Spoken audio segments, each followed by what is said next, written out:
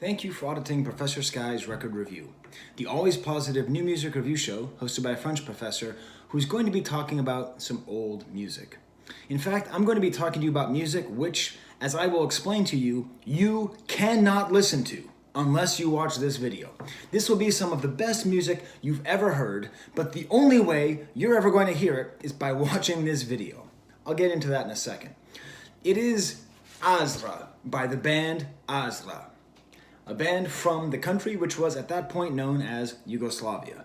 Hopefully you might not know, that the countries of Croatia and Bosnia and Serbia and Montenegro, they used to all be one country for a very long period of time called Yugoslavia. And right around 1980, they had an explosion of youth culture that is best exemplified by the new wave music. Now, it has different names in different parts of Yugoslavia. In Croatia, it was called Novi Val. In Serbia, it was called Novi Talas. But they both mean the same thing, new wave. And it was amazing because it was almost like a brotherhood between these two cities, where if you were going to make it, you had to make it both in Zagreb and in Beograd, which means white city. That's the Serbian way of saying Belgrade. So the crazy thing is, the video that I did last year was all about this compilation album that was made in Serbia, and that came out in 1980.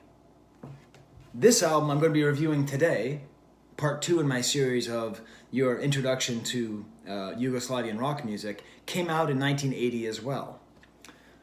The craziest thing about all of that, in 1980, on May 4th, is when the leader of Yugoslavia died. And this was the precipitating event that led to this map being drawn here. This is about the Balkan conflict. This came from a National Geographic magazine in the 90s. And my wife, who's from Serbia, my friend who's from Croatia, and many other people, their childhood was marked by the dissolution of Yugoslavia. This sad, terrible story. But the crazy thing was, as the state began to fall, the culture began to rise. And we can see that in this music. And it's absolutely wonderful. This is the weird story, okay? So when I started dating my wife, I was like, she was talking to me about her music. And I was kind of picturing kind of like lame Eurovision music, And she's like, I think I know what you'd like. And she played me that album that I reviewed last year, Pakat Njeranzman. And I'm like, this is super cool and like kind of like reggae and post-punk and all cool and awesome. And she's like, yeah. Let me play you something else. I'm like, okay, cool. Is it from Serbia too? No, it's from Croatia. Stop. Nope. I didn't want to hear it. In my stupidity, I thought that listening to music from Croatia would not lead to me understanding her culture better. I didn't understand that she grew up in Yugoslavia. And she grew up in Yugoslavia that was falling apart. But that was her culture. And I was actually insulting her by thinking in the nationalist mindset that led to the destruction of the country itself, that led to the war. So, allow me to correct that mistake now and tell you, frankly, this is better than the album I talked about last year. This is probably the best Yugoslavian rock album. It is absolutely astounding. And the funny thing is last year when I recorded at the Fortress with the bees flying out of the tank, the camera was on top of a tank, bees coming out, we had just gone to a record store. And when we were at the record store, I was looking for Serbian new wave music. Again, I was being a dummy dum-dum. I didn't want Croatian music. I didn't understand at that point that there was no such thing as Croatian music and Serbian music. There was only Yugoslavian music. And I look over and I see my wife. And I'm looking through and trying to find things and trying to play it cool. And I see her like this. I'm like, honey, what's wrong? Nothing. I found them. I got them. I was like, you got what? I got Azra, and I got another Azra, and I got another Azra. And I looked at the prices, and I'm like, geez, these are a little bit expensive. Are you sure you want to get all 3? Yes! And I didn't understand. And this is the thing that you're not going to understand. Do you see this album? You cannot find this album. You cannot. You're sitting there like I was. I was sitting there thinking, all right, yeah, I'm sure it's kind of... No, you can't find it. You cannot find this album.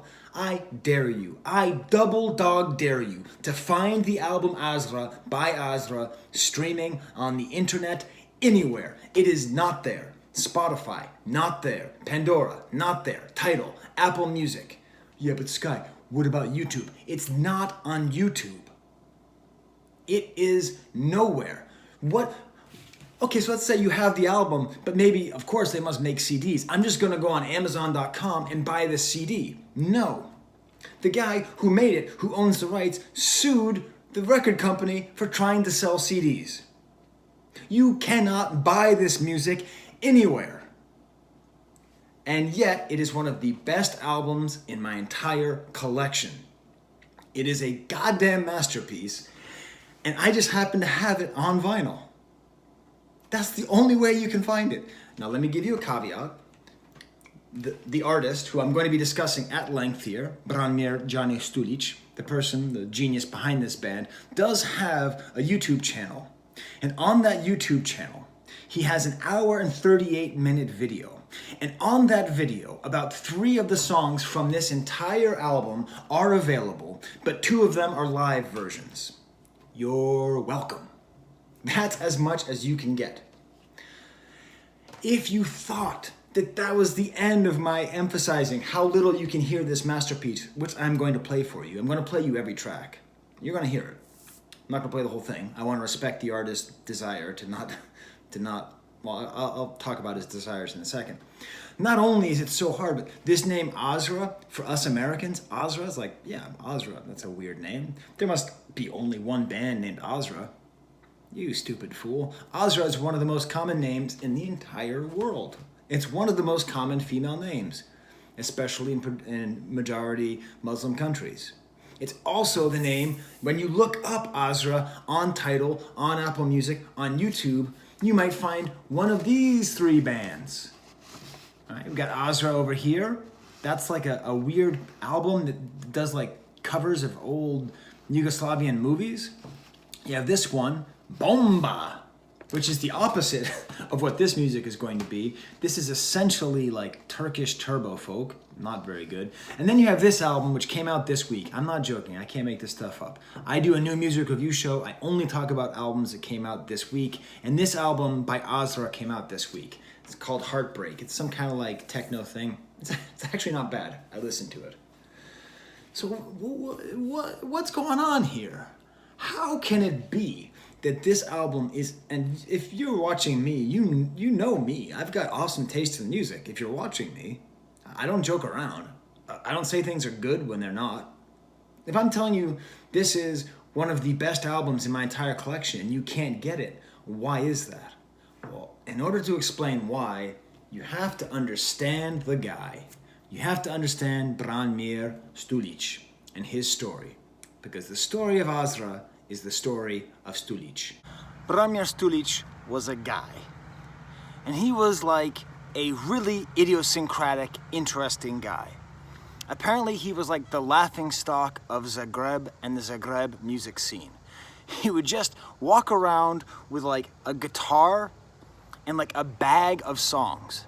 That's how my wife describes it. She watched a whole documentary about him like last night to help me prepare for this video.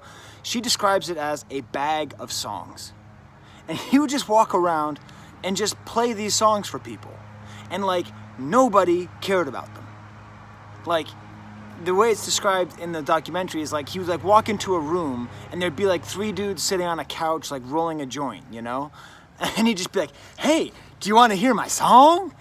In fact, I'm going to recreate that with my dog. Oh, hey, cool. I'm so happy to see you guys here. Hey, you want to hear my song? I got this really cool song. You want to hear it? Okay, it goes. Crava, Mary. Crava, Mary. Crava, Mary. You like my song? So he'd walk around, and I imagine the song sounded better than that. But he would just play these songs for anybody.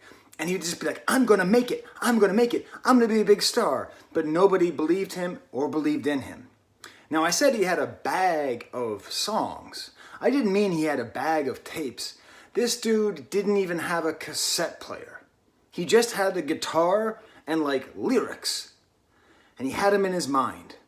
So when he finally got some kind of recognition, when he finally got two people to play along with him, he managed to have an output that was absolutely astonishing. He had hundreds of songs in his brain.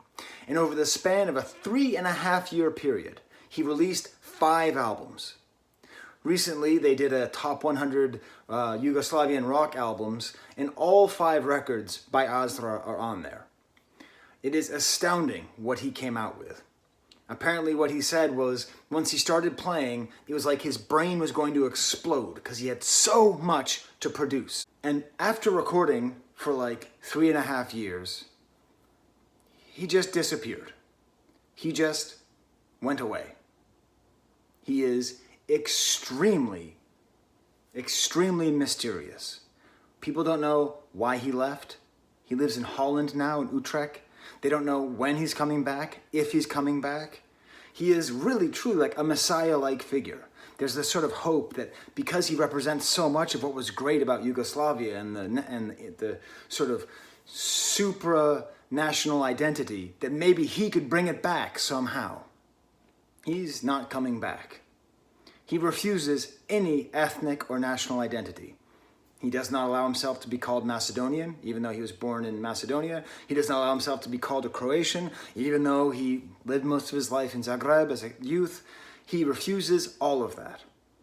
He apparently refuses to have anything to do with any country that was a part of that war that tore Yugoslavia apart. And in that way, he's like an amazing artist, an amazing artifact of that pre-war time.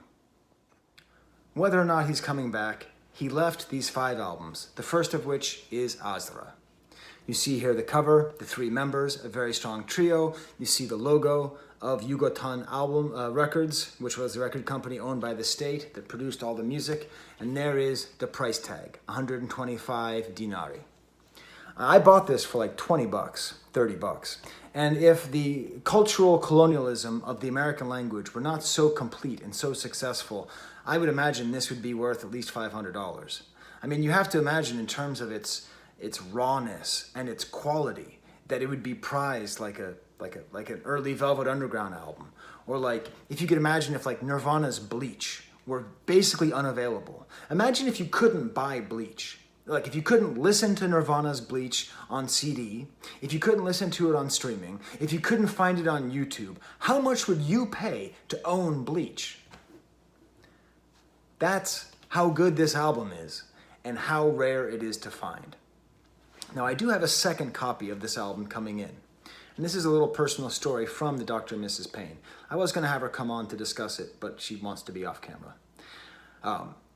She grew up in Yugoslavia as it was falling apart in the 80s and the 90s.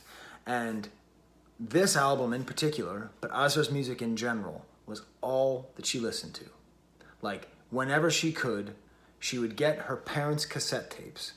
And the only reason her parents, who aren't that hip people, but they went to college in the early 80s, and everybody, thousands and thousands and thousands of people bought this album, right? Like, these guys were huge. And so she would listen to this music from before she was born and listen to it over and over and over again. And the funny thing is, her parents never actually really got it. And it's kind of like the way that, that I listened to music from the 60s and 70s, from before I was born, and I understand it in a way that my parents never understood it. This music has that kind of transcendent quality. And I'm actually going to play it for you. That was a Freudian slip. I'm going to play you some music now. But first, I want to talk to Johnny.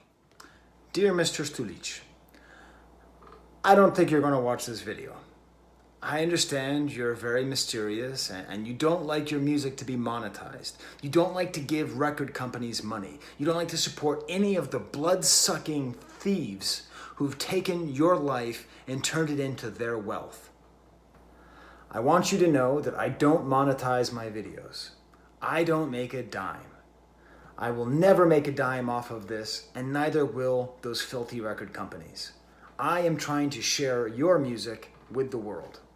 I'm trying to help the world see the music that you made that is hidden from us. Not because you won't sell it, but because most people aren't capable of listening to music not in English. And the world needs to know about your music, Johnny, Branimir, Mr. Stulic. I'm going to record 2 different versions of this album. If you or your record company tracks me down and tells me to take out all of the clips of your music, I will do that. And if you're watching this at home, I'm sorry, I can't get around the copyright goblins. But if you give me your blessing, Johnny, and I'm going to assume that you do, I am going to play a little bit from every single track so that people can get the fever and understand the beautiful work that you made. Well, now that I can imagine that I have Mr. Stulic's approval, I am going to play the album for you.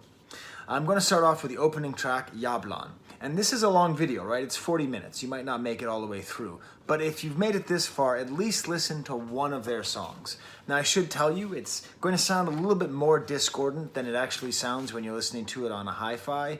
But still give it a shot. What I want you to listen for is just what an amazingly good trio they are. A great bass player, a divinely good drummer, and this singer, songwriter, guitar player who's just doing things that are unreal. I mean, it's no wonder that people didn't take him seriously when he was walking around Zagreb with his apparently borrowed guitar and bag of songs, okay? Like, his voice is unconventional. It sounds like he's out of breath and out of voice. Sounds like he's been singing for 7 hours right at the beginning of the album already, you know? I asked my wife, like, does he ever rhyme? He never rhymes anywhere. All the songs are basically like poetry, but like loosely connected poetry.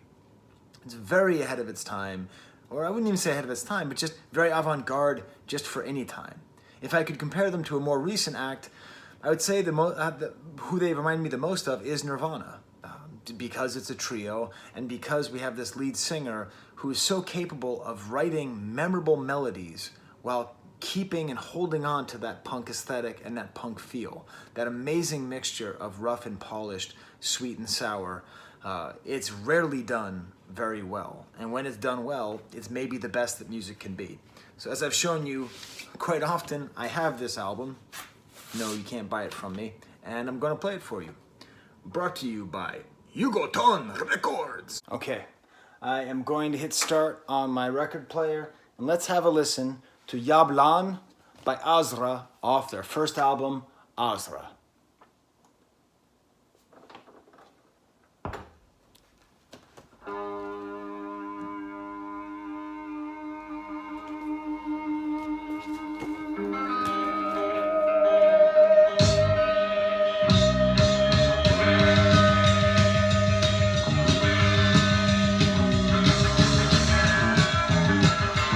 That's the bass player.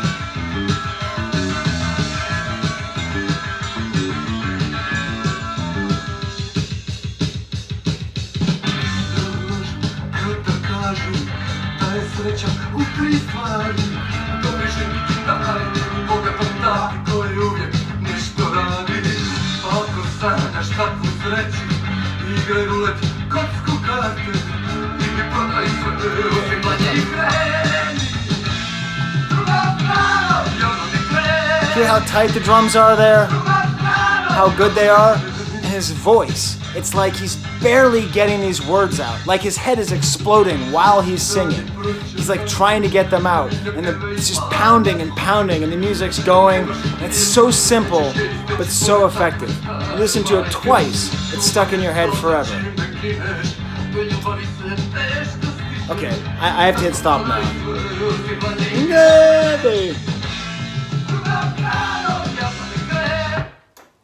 Whew. Did you get that? You get that feeling? Do you know how stupid I felt when my wife played that for me for the first time? And I was like, I only want to listen to music from Serbia. It's so terrible. It's funny because for Americans, nationalism is a game, right? It's like, yeah, it's just kind of a bad thing. We didn't like extinguish ourselves with nationalism yet. Okay, the next track is called Uradi Nešto, which means do something. And here, I'm going to play a little bit of it to you here as well. Listen to how great this drummer is. Liner is his name. Oh, no, one second. The way you say drummer in Serbo-Croatian is Bubnjevi. If you're at home, just say Bubnjevi. Just do it. Come on, no one's looking. Boob Nievi. So listen to the boob Nievi on here. This whole song is kind of about like forgetting fear and about just the need to like do something interesting. There's a lot of cool like 50s style guitar work on the whole album, and you'll kind of hear that here. Like it's much like a lot of punk, it kind of throws back to the 50s, sort of jumping over the 60s and going to the rawness of early rock and roll. So let's play you a little bit of that song now.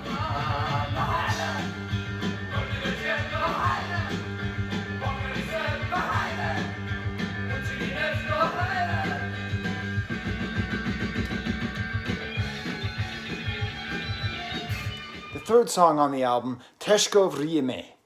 A little bit more drawn out, a little bit slower. Those first two tracks, I think if you hear them the way I played them, they might sound a little bit too similar. They're really not. But this third song is great. It's a lot more bass dominant. Every member of the group is doing something. But it's fascinating because, in a way, it is a lot like Nirvana again, where you have a trio that is so strong with the individual members, but it's all serving the one genius at the front. That really is what you have here. I want you to listen to, I'm going to play you a little bit of the chorus. There isn't really a chorus, but kind of the repeated part. And I want you to hear how it sounds like they recorded when his voice was already completely gone. I mean, you heard my imitation of him earlier. Turns out I was singing Cow Mary. But the way that he's trying to sing, he just gets so much emotion in here, while at the same time making this really, I would say, a unique melody. I don't think this melody can really be written out or thought about, but it's just the way that he produces it, just like his head is constantly blowing up. I'm also going to play you a little bit of the instrumental part that leads out of that, just to hear how tight and loose at the same time this band is, how polished and rough. Really, it's great. Okay, so here's more. Let's see if I can pronounce that better this time. Teshko Vrijeme.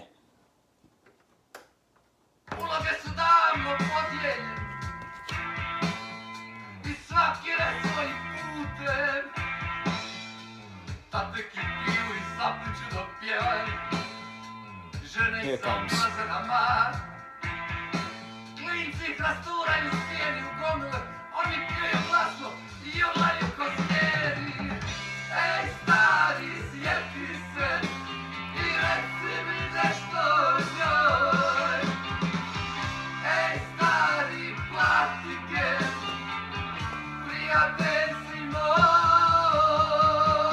And then here's the instrumental bit. Just listen to that drumming and the guitar. Man, that's good. And not every song follows the same pattern. Some songs, like the next track, doesn't even have a chorus. And it's the amazing thing that this person had all of these songs in their head, yet they all are the perfect amount of unfinished, the perfect amount of unpolished. The next track is called Topule Uje Zene. Jena, I think Jena means woman. And it's apparently means the warm lips of a woman. And before you go thinking this is like an incel theme, it's the nature of his poetry. It seems like he's just fantasizing about kissing a woman who he's looking at, and that's basically it. But there's just excellent upbeat drumming, and when you listen to it carefully, and I can't play it for you all now. I don't want to anger Branimir. And I want you to try to find this record if you can. But the upbeat ska-like drumming at some point. So there's all these different little elements that come popping in that are just so unbelievably rich. So here's a little bit of Topule Uje Jene.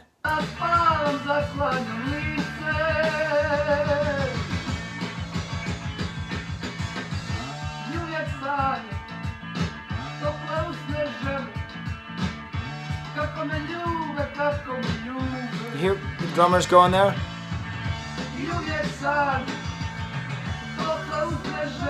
I mean, the drummer is like basically playing something different every 4 bars, and it's keeping the whole song moving so nicely.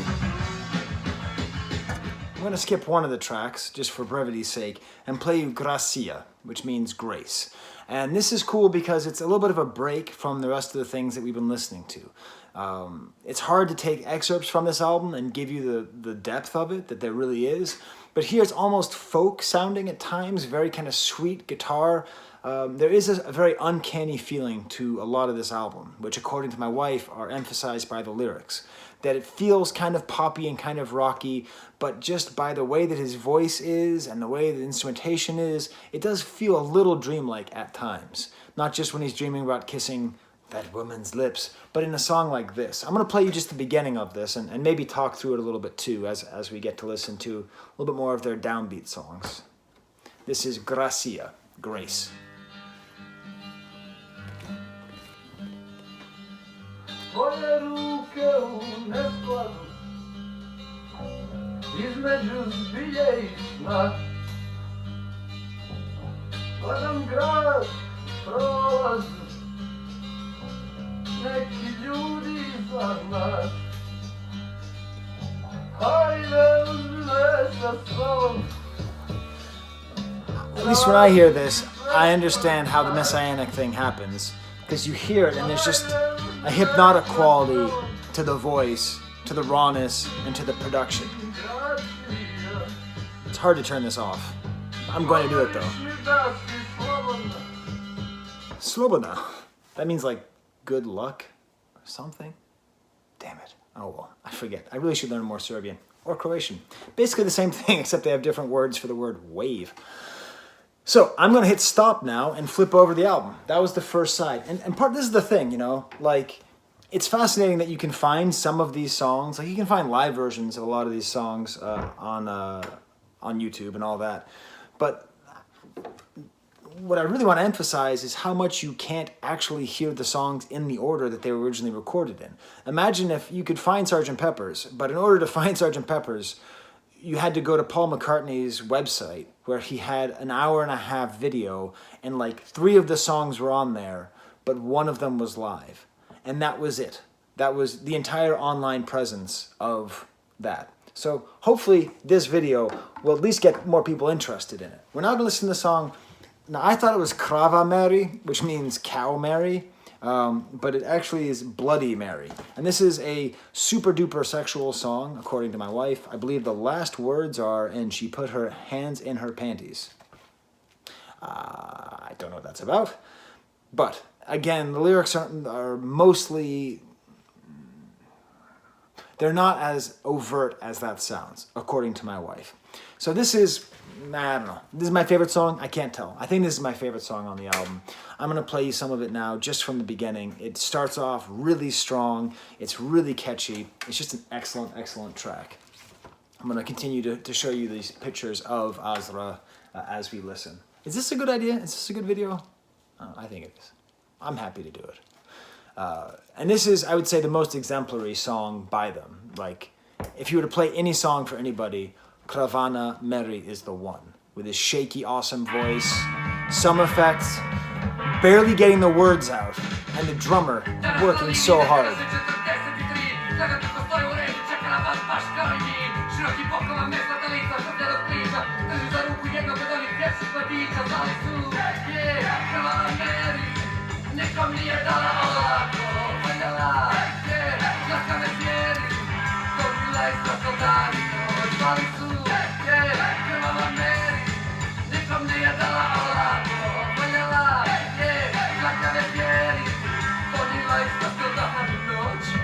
Laku noć.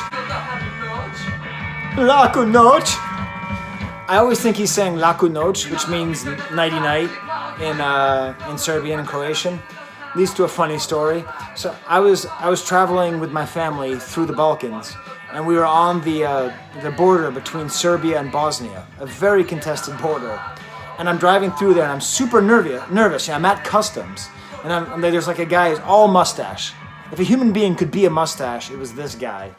And I'm sitting there, and I've got my passports for my wife and my kids, and I'm all nervous and white-knuckling. I wasn't doing anything wrong, but you're just nervous. You know, you're at customs.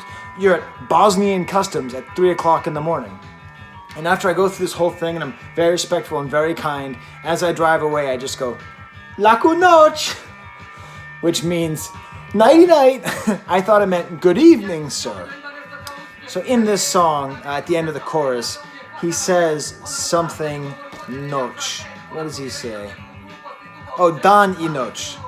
Oh, that means day and night. Let's listen to see if we can hear it. It's at the end of this chorus. Dani noc. But seriously, right? Are you trying to tell me that the Jam is much better than this? Or the Pretenders? Or hell, the Police? I mean, how much music is that much better than this from that era? Very little. Very, very good. All excited. Next track, Marina. It's a little bit cleaner guitar. The drummer, again, is just going on and on and on and on and on. And again, he just cannot get these words out. He's just trying to get them out. And this is a funny song. It's apparently about a woman who's ugly and boring, but he's in love with her. But she treats him just like a fuck boy. So it's kind of funny. The only English on the entire album is on here, where he says, "Oh yeah," at some point.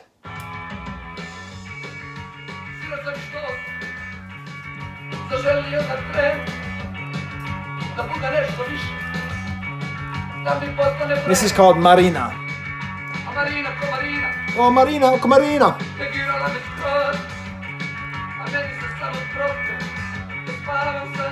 Listen to this chorus.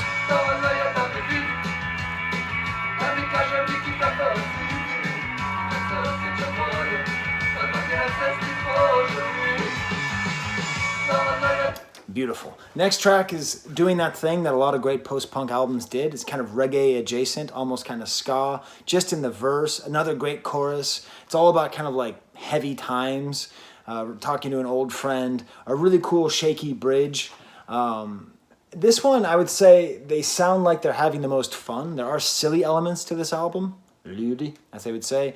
Like you get the sense of kind of having fun. There's lots of kind of 50s guitar, 50s Chuck Berry guitar solo. And then the oohs in the back. Like at times it really sounds like they're having fun. And his voice is totally shot here.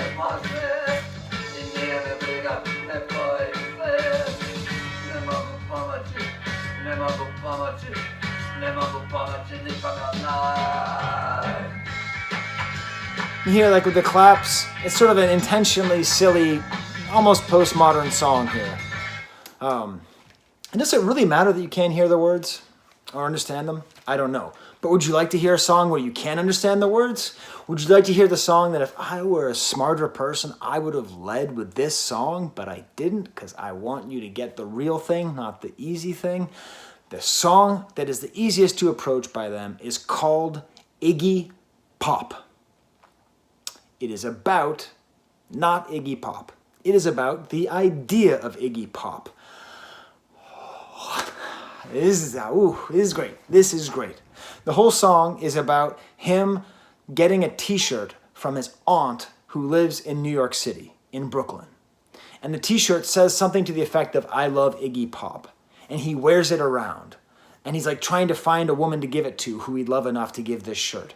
But it's this beautiful idea of like, what does Iggy Pop mean? Like, what does this great giant of Detroit punk music and just, what does it mean? What does Iggy Pop mean? What does it mean to somebody in a communist country, in a, apparently Zagreb, like main city in all of Croatia, but at the time, the people who lived there felt like it was just a backwater nowheresville. Like Iggy Pop, it's so evocative of this whole world of music and rebellion and cool. The great dream of American cool. It can just be encapsulated just by those 3 syllables, Iggy Pop. And the way that they repeat it over and over again, it makes you realize that it's actually Iggy Pop is a word that is in and of itself a pop idea. Just saying Iggy Pop. The song starts off and it sounds kind of like a Devo song at the beginning, honestly. But as it keeps on going, it gets catchier and catchier. And they even add some Sympathy for the Devil woo-hoos at the end. So let's listen to a little bit of Iggy Pop. Let's see if I push the record arm the proper amount on the vinyl over here. So this is that intro that sounds very kind of Devo-ish to my mind. But this is leading into the Iggy Pop song. And when I first heard this album, I skipped right to there, because I'm like, oh, I can understand that. I like Iggy Pop.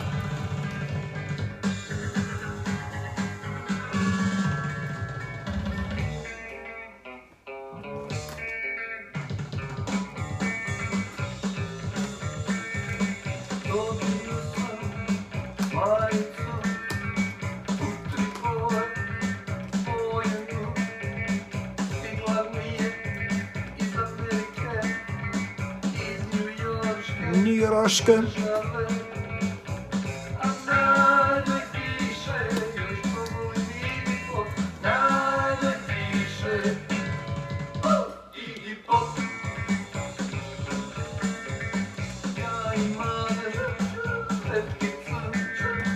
Now, I was trying to find my Iggy Pop CDs to like show them on the album, but I think I lost those in the divorce. It's okay. My ex-wife has good taste. So there's Iggy Pop, a beautiful song about American cultural dominance, but also just about the love of great music and the kind of thing that all of these artists, including Idoli in Belgrade and Azra in Zagreb, were trying to do, make music in Serbo-Croatian that was as good. The next track, Žena drugog sistema, is my wife's favorite song off this album. She says it's her favorite song because it's no one's favorite song. It's essentially the only track on the album that wouldn't make it into Azra's greatest hits. It's one of those albums. So I'm just going to play it for you and allow you to make your own determination.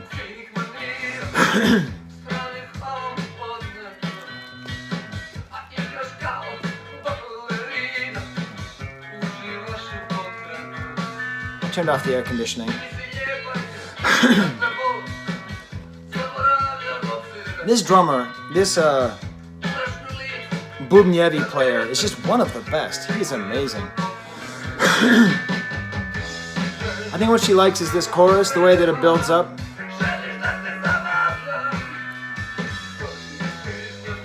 Okay, and then that all leads us up to the last song of the album, Obrati pažnju na poslednju. Hey, I'd like to buy a vowel. Poslednju stvar, which is all about sort of nothing happening, as far as I can tell. It's a really catchy chorus, as would fit the end of the album. His voice is totally given out. He keeps on saying over and over again, ne mari za to, don't care about that. But it doesn't mean like, I don't care about that. It's like an order. Do not care about that. Ne mari za to. Reminds me when my brother was traveling with his kids in Universal City in California. And we were in the mall, and the amusement park was just like 100 feet that way. And they looked over and said, hey, Dad, what's that? He's like, that is nothing. And he turned them the other way, and they just walked the other way. He was essentially saying, ne mari za to. 3 years later, we all went together. It was fine. So I'm going to play you just the end of this to the point where it actually almost even sounds like a drinking song, like kind of like a nice together song, like na-na-nas at the end. A good ending to a perfect album.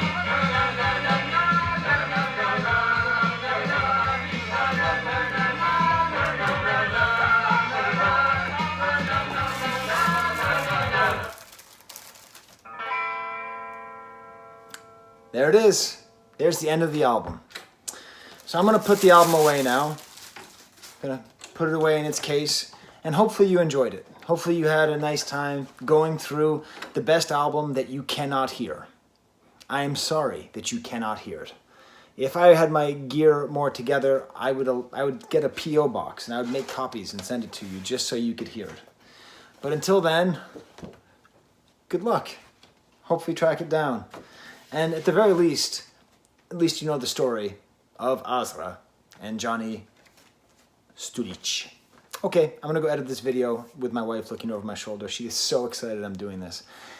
And for our anniversary, I ordered all of the Azra tapes, the complete discography, for like $100. Really not very expensive. And that's going to be coming, and so she'll get to listen to the tapes that she used to listen to as a kid. But they haven't come yet, because the Serbian post office is... just forget it, man.